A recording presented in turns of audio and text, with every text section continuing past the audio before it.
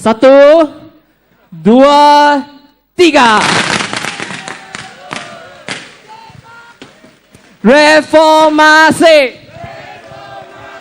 Reformasi. Reformasi. 谢谢大家。首先呢, sekalian tadi saya berkongsi dengan semua yang hadir bersama pada hari ini. Saya mengucapkan ribuan terima kasih atas sokongan dan kehadiran tuan-tuan dan puan-puan sekalian untuk membeli tiket untuk hadir bersama dalam majlis makan malam pada hari ini.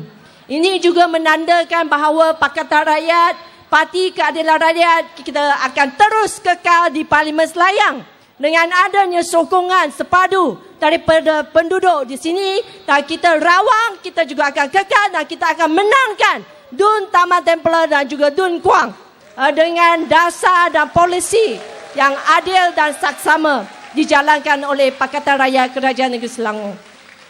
Dan ini adalah jelas dengan apa yang kita tulis dalam buku jingga.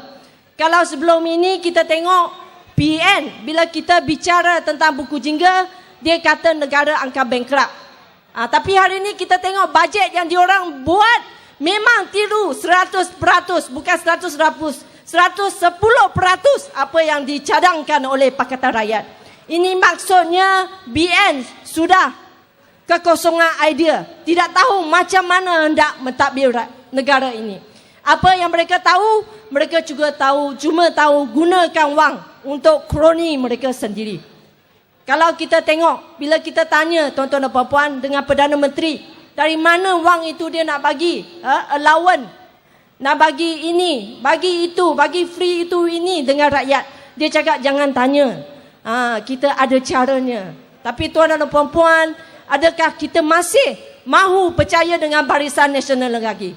Saya ingin berkongsi satu contoh tuan-tuan dan puan-puan, satu kes yang betul, bukan di mana tetapi di negeri Selangor.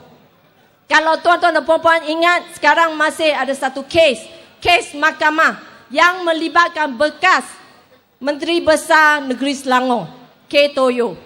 Macam mana dia gunakan berjuta-juta ringgit untuk membina bukan banglo, bukan rumah, tetapi bina istana K. Toyo, tuan-tuan dan puan-puan. Itulah caranya wang rakyat mereka gunakan. Dan tadi juga saudari Iling telah berkongsi macam mana Rosmah gunakan berjuta-juta, 2.4 juta dan tuan-tuan puan-puan untuk beli sebentuk cincin sahaja. Cincin saja tuan-tuan puan-puan, 2.4 juta. Saya jadi adun pun tak tahu bila lah saya boleh dapat sejumlah wang yang begitu besar. Tetapi dia cuma jadi isteri kepada Perdana Menteri sahaja boleh beli cincin berjumlah 2.4 juta. Jadi bila orang kita bantah, kita tanya, kita bawa kepada SPRM, barulah kebelakangan ini dia cakap, oh betul ada cincin itu. Dan dia pulangkan tuan-tuan puan-puan. Bayangkanlah berapa lagi wang rakyat yang digunakan untuk beli cincin seperti ini. Berapa banyak wang rakyat yang digunakan untuk bina istana K. Toyo. Berapa lagi wang rakyat yang telah kita digunakan oleh kroni-kroni Barisan Nasional UMNO untuk kekayaan mereka sendiri, kroni-kroni mereka. Ini adalah wang rakyat dan kita kena bayar kemudian tuan-tuan puan-puan.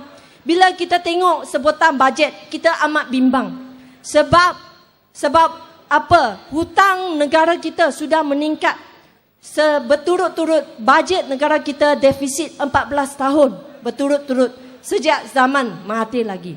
Jadi kalau kita teruskan lagi dengan cara pemerintahan Barisan Nasional UMNO ini, sudah tentulah negara kita akan bankrupt. Bankrupt bukan sebab mereka bagi subsidi dengan rakyat. Bankrupt sebab semua wang ini telah disongklap oleh kroni Barisan Nasional UMNO. Itulah kita kata Barisan Nasional bukan satu Malaysia. Dia sapu Malaysia. Apa yang ada di Malaysia, dia sapu semua. Ada duit, dia sapu. Ada tanah, dia sapu. Itulah sapu Malaysia dan satu Malaysia, Barisan Nasional UMNO.